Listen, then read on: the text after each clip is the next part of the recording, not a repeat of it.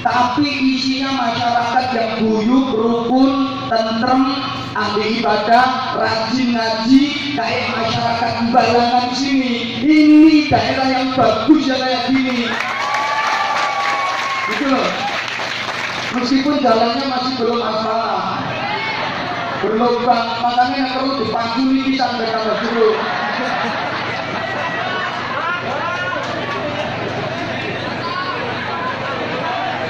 Rumah juga begitu para jamaah.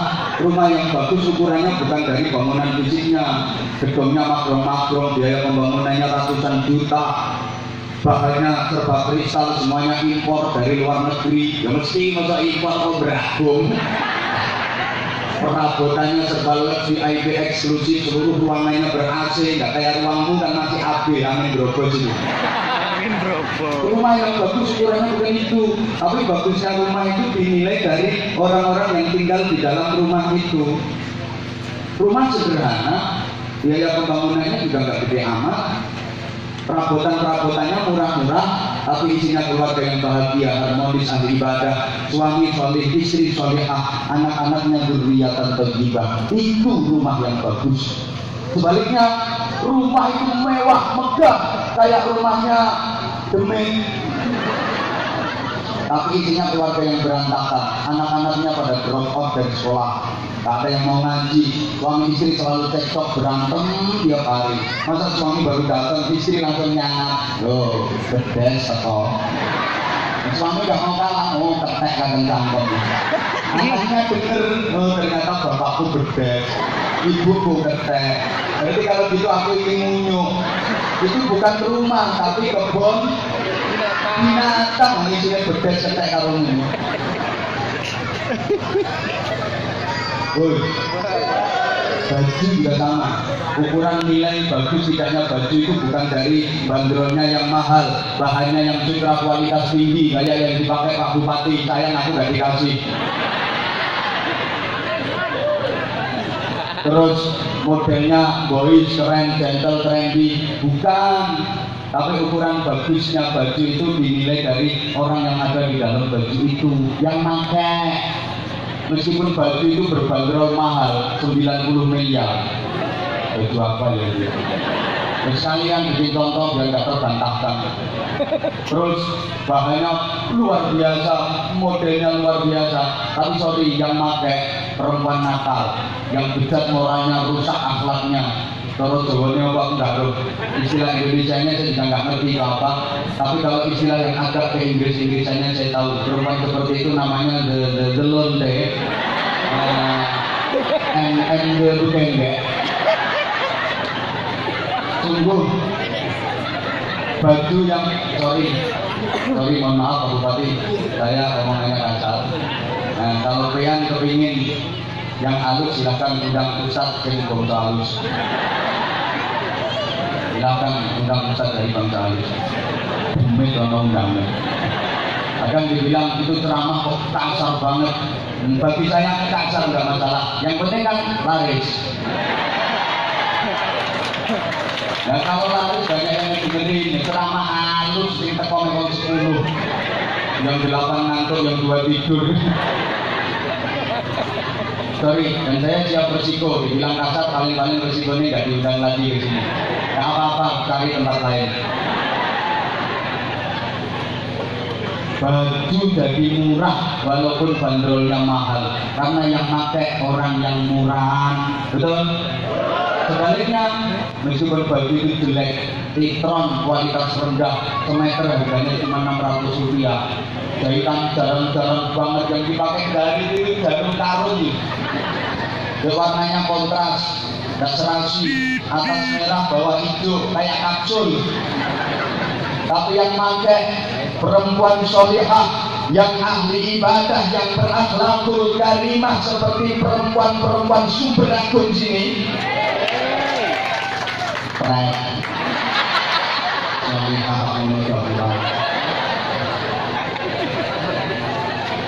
Baju bandrolnya murah, tapi yang pakai berakhlakul karimah, maka nilai baju itu jadi mahal. Betul? Allahumma sholli ala Muhammad. Semuanya mudah-mudahan berkah. Rumah tangganya berkah. Tapi ingat, rumah yang bagus standarnya bukan dari bangunan fisiknya, tapi dari penghuni rumahnya. Sebagus apapun bentuk rumah, semegah dan semewah apapun bangunan rumah, kalau yang di dalam isinya kambing, namanya tetap kandang. Betul? Bentuknya rumah bagus, megah, mewah, indah, tapi dalam isinya sapi, kerbau, namanya kandang. Maka kalau lihat ada rumah mewah, gak usah ini, lewat aja sambil mewah, paling ya kandang. Rumah bagus, indah, tapi yang tinggal di dalamnya orang-orang yang bermental kerbau, bermental kambing, itu bukan rumah, kandang. Bentuknya sederhana, bangunannya dari kayu, lubang-lubang sampai kiri itu lebu. Tapi yang di dalam isinya manusia, maka itulah rumah. Understand? Semewah apapun bentuknya, semegah apapun bangunan rumahnya, kalau yang di dalam isinya orang sakit, namanya ya rumah. Apalagi yang di dalam orang sakit jiwa, namanya rumah sakit. Rumah kayak istana, kinclong-kinclong, tapi isinya mak lampir, ini pelet, gerangkong, sudah bolong, itu namanya rumah hantu.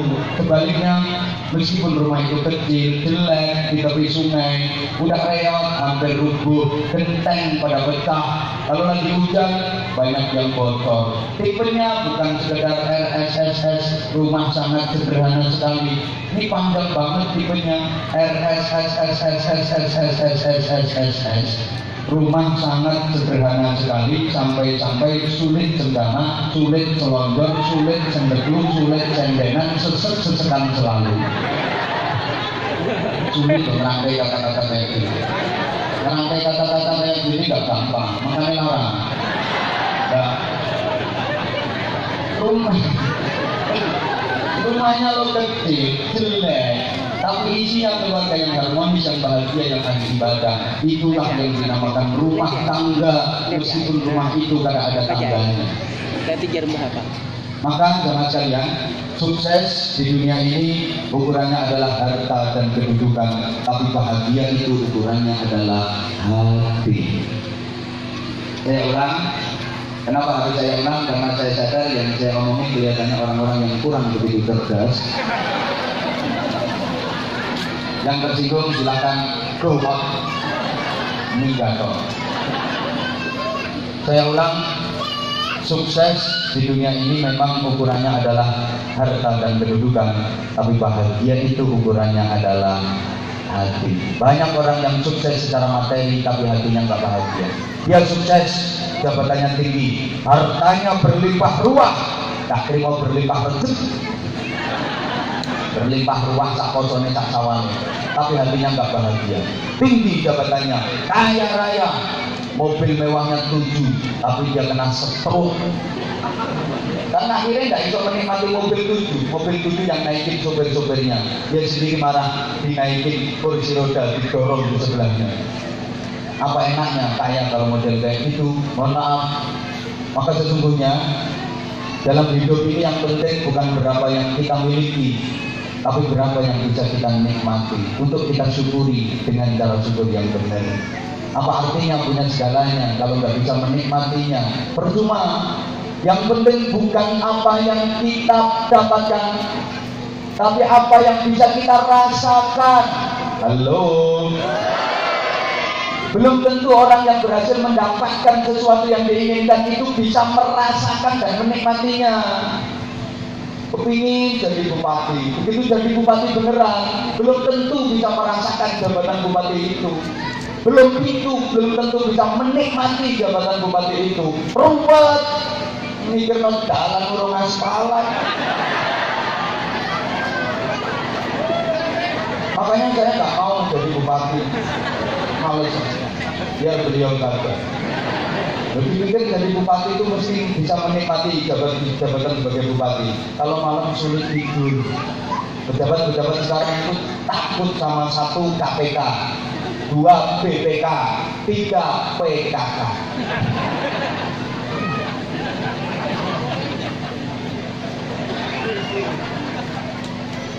Makanya saya nggak mau jadi bupati. Udah saya kayak gini aja, tak latih, alhamdulillah, wis remes. Enaknya lagi ada ustaz, ada kiai dalam satu forum ketemu sama bupati. Itu kiai nyangoni bupati, nggak ada undang-undangnya. Nggak ada undang-undangnya. Tapi kalau bupati nyangoni kiai wajib hukum. Kalau ingin langgeng jabatannya. Kalau ingin langgeng jabatannya. Dan itu sudah terbukti mujarab. Dulu masih wakil bupati, ketemu didoakan bareng-bareng. Nyangoni berapa kemarin? Langsung jadi bupati. Sekarang ketemu lagi, kalau nggak nambahin sangu, nggak lama.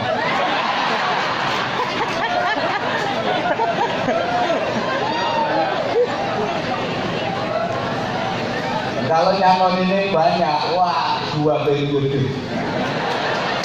Periode ketiga gubernur, bisa dibuktikan omongan saya. Kalau nggak nyangoni, udun dari RT.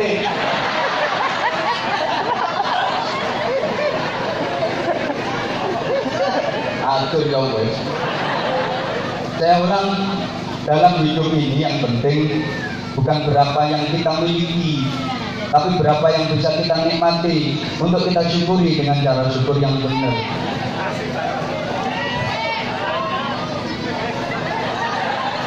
Orang melu nyangoni gak usah cerewet. Apa artinya kita punya segalanya kalau nggak bisa menikmatinya? Halo? Percuma kan punya televisi lebar gede 900 i, tapi mata belek terus. Kami nggak bisa melihat TV yang gede, mending TV kecil tapi mata sehat, bisa menteleni setiap saat. Kursi aja harganya 750 juta, tapi pantat bisulen nggak sembuh-sembuh. Bokong mudu dan terus percuma kursi mahal, mending kursi dari bambu, paku yang serongan dilunggui, bokong kecantol nanti berdarah-darah, tapi sehat. Percuma Pak, punya istri cantik, menarik, ayu, kemerusu, semok, belenok, tapi berdino anyang-anyang.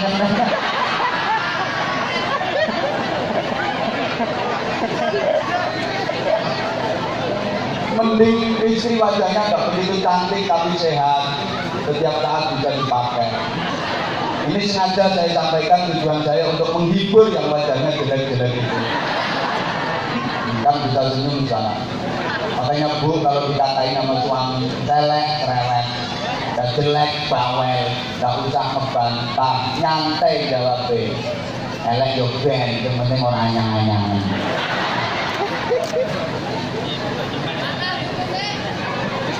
Hidup ini jangan hanya sibuk mencari sampai-sampai gak sempat menikmati. Halo? Banyak orang yang hanya sibuk mencari tapi dia sendiri gak sempat menikmati. Contohnya kayak orang yang sibuk cari makan tapi dia gak sempat makan sendiri. Ada itu penjual pecel, penjual nasi pecel itu saking sibuknya melayani pembeli, laris pecelnya, tapi dia sendiri gak sempat makan. Ya pecelnya laris, habis, tapi habis jualan langsung berangkat ke rumah sakit. Maka tolong jangan hanya sibuk mencari sampai nggak sempat menikmati. Rugi, kita diperbudak oleh harta, kita diperbudak oleh duit, diperbudak oleh dunia. Ada orang yang kayak gitu, cari duit dapat banyak, belikan sawah.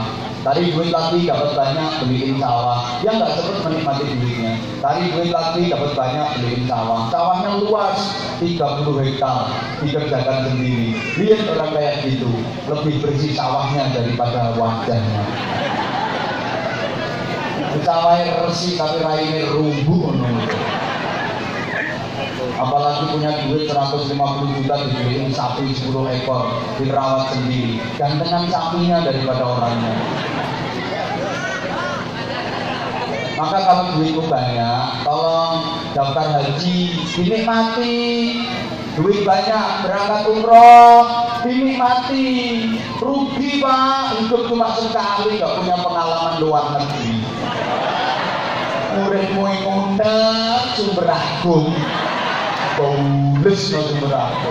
Di sepanjang jalan ini yang saya temui, saya jalan sama Pak Bupati tadi, ketemu hutan. Subhanallah. Ternyata hari ini saya berhadapan dengan orang-orang hutan.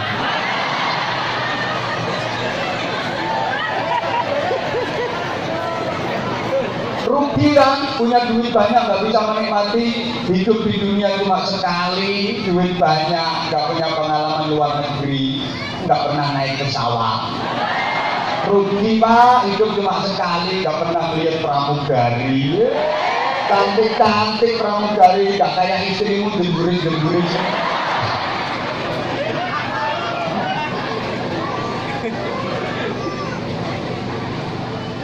Halo. Bisa dilanjut? Nah, setelah kita bisa menikmati dan mensyukuri, selanjutnya bentuk bersyukur itu qanaah. Syukuri yang kita miliki, nikmati yang ada. Hidup ini akan menjadi anugerah. Syukuri apa yang hidup adalah, tetap jalani, melakukan. Ternyata suaramu lumayan enak. Besok ayo kita apa aja namanya. Kita nggak usah sibuk memikirkan nikmatnya orang lain, apalagi iri dengan nikmat yang didapat orang lain. Allahumma sholli ala Muhammad. Banyak orang yang hidupnya tidak bahagia, menengok, dicoba yang ulun tiang kepada kakak. Kalau ganal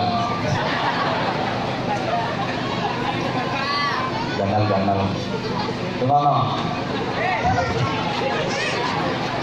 Banyak orang yang hidupnya tidak bahagia, bukan karena dia tidak diberi nikmat sama Allah, tapi karena dia terlalu sibuk memikirkan nikmatnya orang lain, sampai nikmatnya sendiri tidak dipikiri.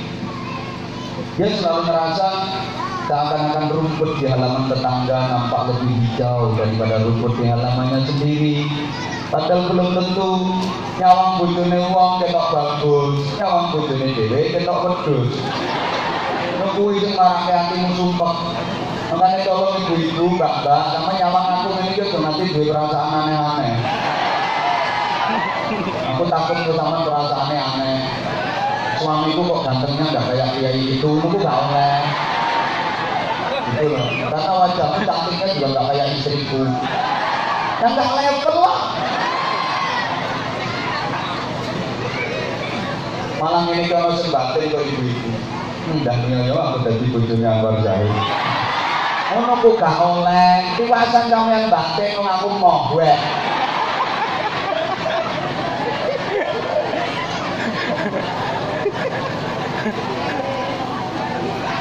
Maka setelah kita bisa menahan seperti itu, ini jam 11. Aku udah janji sama panitia, pokoknya jam 9 naik, jam setengah 11 tik turun langsung dapat ke bandara karena jam penerbangannya harusnya jam setengah 4. Nanti malam sudah harus ke Balikpapan, terus tambah lagi ke Penajam, terus balik lagi ke Balikpapan, terus lagi ke Sangatta. Bayangin, padahal pesawatnya jam setengah 4. Kan nggak terkejar loh. Pak Bupati harus bertanggung jawab. Bookingin tiket yang jam maghrib.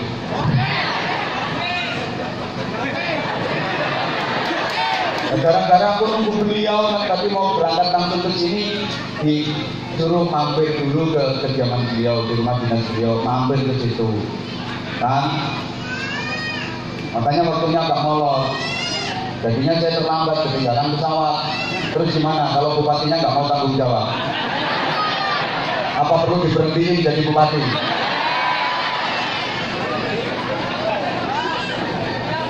Apalagi ulun datang ke sini kan sebagai bayar utang.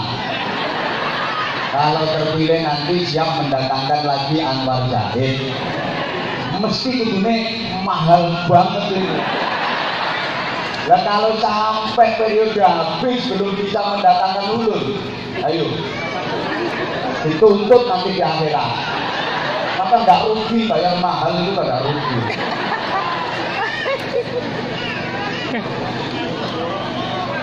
Ngomong jauh gue. Nggak mungkin lah. Mesti beliau di sini kepingin ngundang ulur lagi. Mesti kepingin. Tak mungkin nggak kepingin ngundang. Rata-rata semua pejabat yang udah ulun datangin mesti kepingin ngundang lagi. Tapi ceramahnya enak sih.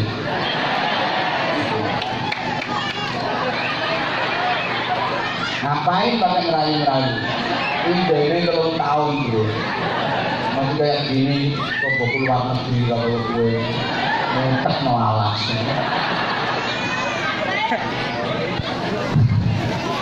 Berikutnya ini sumber daya manusia SDM yang imani. Kita hidup di zaman dimana kita nggak bisa menghindari yang namanya perubahan.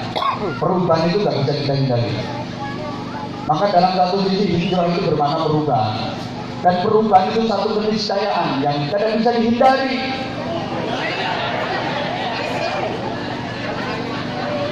Bujur.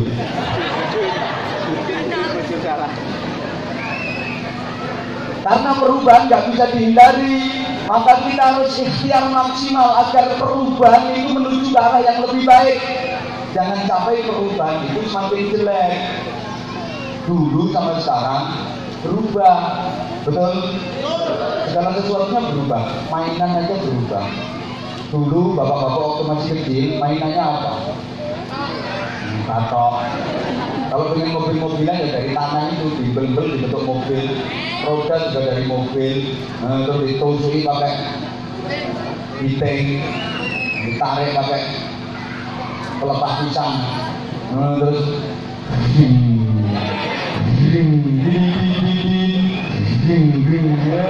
mesinnya ya congore dulu.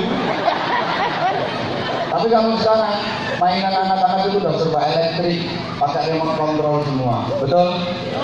Ibu-ibu dulu waktu kecil mainannya karet, kasti. Sekarang udah ganti, mainannya udah Pokemon. Katanya Pokemon itu mainan modern. Modern apa? Tinggalan jauh. Kalau soal Pokemon lebih duluan orang Madura. Pokemon, kalau itu dulu Pokemon.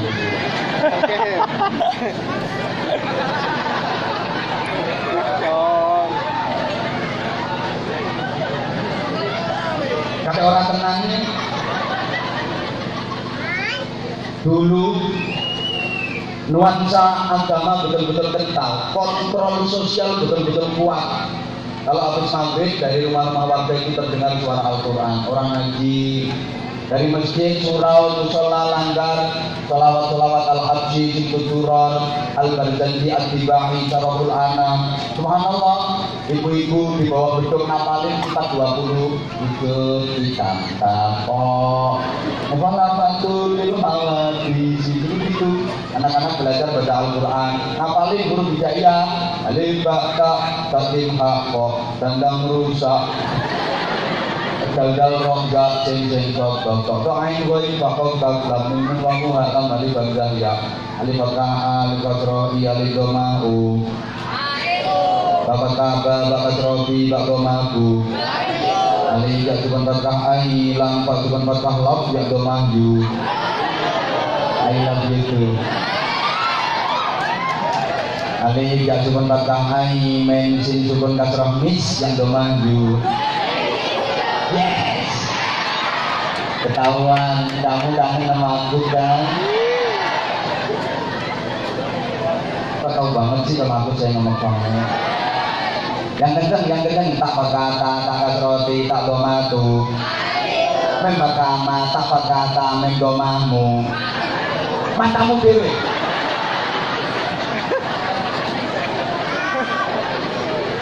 Coba kalau sekarang habis maghrib dari rumah-rumah warga itu yang terdengar suara Al-Quran atau suara televisi? Lebih banyak yang ngaji Al-Quran atau lebih banyak yang nonton sinetron? Lebih banyak mana yang cinta Allah sama cinta boy? Cocok.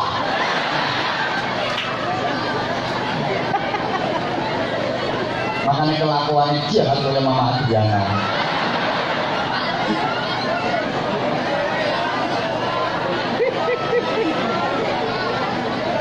Nggak usah guyu Mbak, rupamu gak kayak Reva.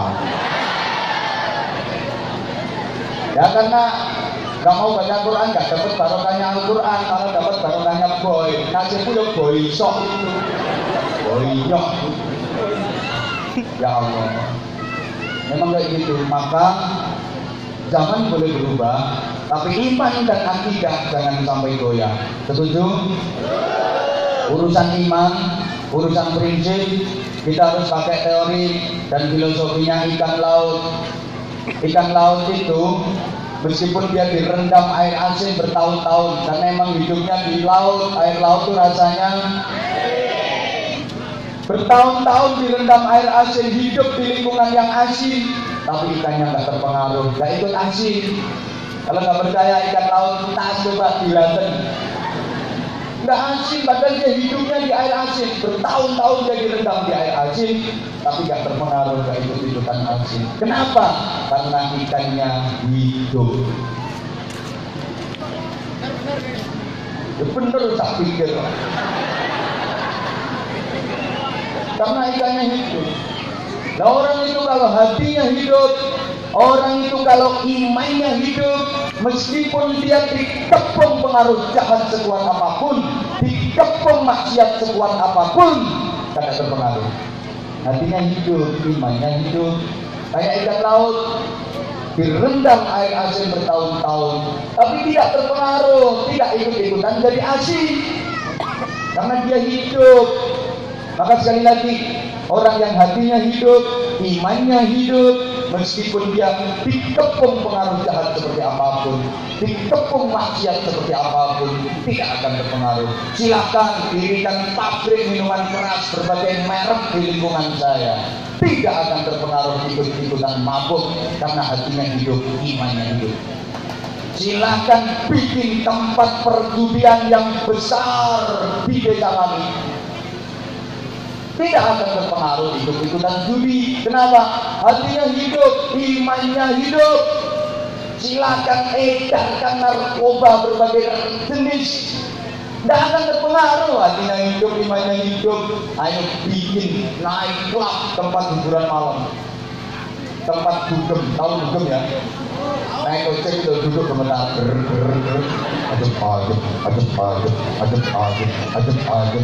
Tidak akan terpengaruh. Hatinya hidup, imannya hidup. Silakan dirikan tempat prostitusi yang besar di samping rumah dengan perempuan-perempuan cantik di dalamnya. Naik punggung. Tidak akan terpengaruh kalau imannya hidup, kalau hatinya hidup. Tapi sebaliknya, ikan laut itu kalau mati maka dia mudah dipengaruhi lingkungan. Tergantung diperlakukan kayak apa. Digaremi dia jadi asin, diasemi dia jadi asam, jadi kecut, ditusuk-tusuk jadi panggang, dibikinin sambel dia jadi pecel, karena dia mati. Orang yang hatinya mati, orang yang imannya mati, ya kayak gitu, mudah terpengaruh. Kalau lagi bersama ustaz alim kayak ustaz, dia lambene umi-umi, dianggap baca wirid, baca zikir, padahal ngapalin utang. Kalau lagi ada di majelis taklim kayak gini, masya Allah, khusyuk, anteng, diam. Tapi kalau lagi kumpul sama tukang mabuk, teler.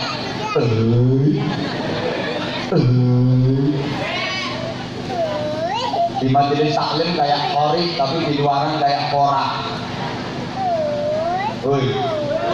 Di majelis taklim jadi orang soleh, tapi di luar jadi salah, karena hatinya mati, imannya mati. Nah, untuk menghidupkan iman, untuk menghidupkan hati, itu caranya pakai apa?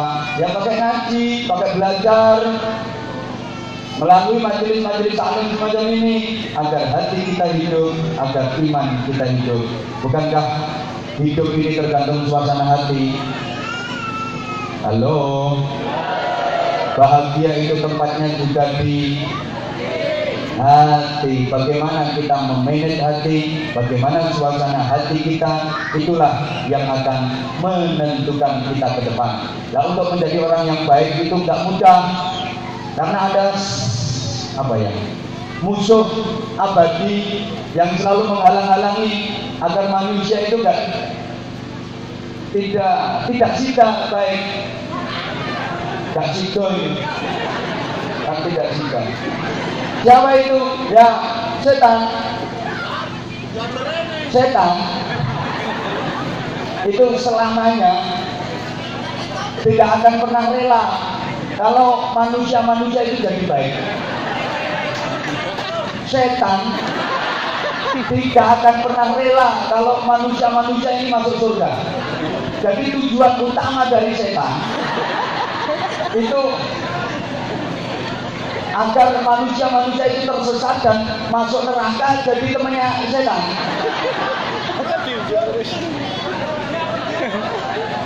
Kalau setan yang beneran, dengerin, kalau setan beneran di Indonesia ini udah banyak yang mengajukan pensiun dini. Ya, kenapa? Ya karena manusianya udah jauh lebih setan daripada setan yang asli.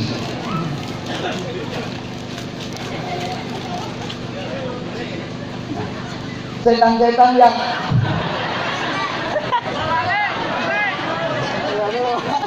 menyesatkan manusia itu dia pantang menyerah, tidak kenal putus asa. Berbagai cara dilakukan oleh setan-setan agar manusia itu tersesat. Maka dalam menggoda manusia, setan punya 3 kesempatan. Bukankah begitu setan?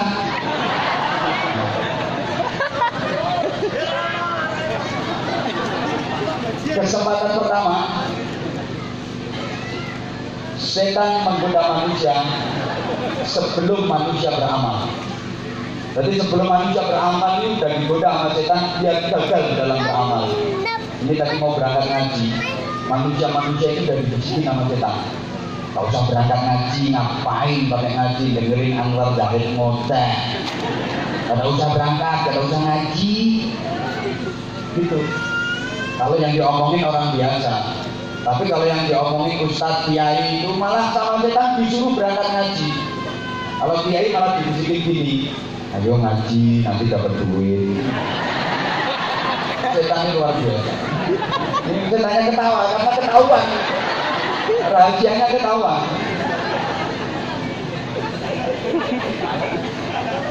Orang mau bersedekah juga gitu, dilarang sama setan. Gak usah bersedekah, duitmu berapa sih? Pakai sedekah segala kayak orang kaya aja, macam orang kaya aja. Gak usah sedekah, itu setan. Ada orang mau sholat begitu, ngapain pakai sholat? Gak usah sholat, akhirnya gak sholat dia. Kalau gak gitu ditunda-tunda sholatnya, ntar aja waktunya kan masih panjang. Nanti ada sholatnya kan baru masuk waktu, masih panjang, nanti. Akhirnya gak sholat. Sekali sholat umat digabung sholatnya. Niatnya lucu, usolli fardhu subhi wal dhuhri wal asri wal maghribi wal isya'i oplosan lillahi ta'ala. Yang sholat pun dia oplos.